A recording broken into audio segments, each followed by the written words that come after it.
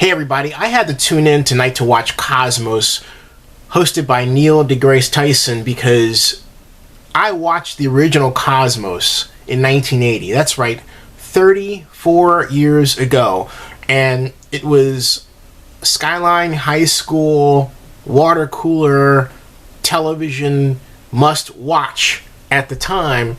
And the funny thing is, 34 years later, in a way, I'm not in that Skyline High School, obviously, but, or maybe not so obvious to you, but it's still water cooler conversation for a lot of people.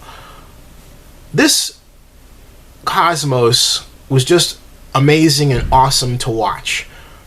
I just really am happy that Dr. Tyson really took up where Dr. Sagan left off and brought science to popular culture on network television and not public television. There's nothing wrong with public television, but it says a lot for Fox that it was willing to, with the help of Seth MacFarlane of Family Guy fame, take us in another direction, in a sense take us back to smart television at a time when I thought we were just so steeped in anti-intellectualism. I never see a show like Cosmos again. I'm pleased to say that I had the opportunity to meet Dr. Tyson at Comic-Con last year, right here, and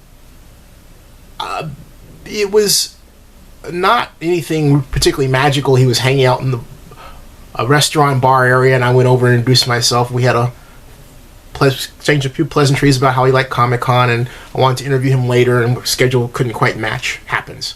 But the bottom line is, this is a man who gets that the way to get us as a society interested in science is to reach us through popular culture and really put himself out there. But the most poignant aspect of the entire program, the one that made me pretty much cry, was that Dr. Tyson was invited to Carl Sagan's home at the age of 17, and he never forgot that, and he basically took Dr. Sagan's pushing him to become an astronomer all the way to really bringing back the Cosmos series.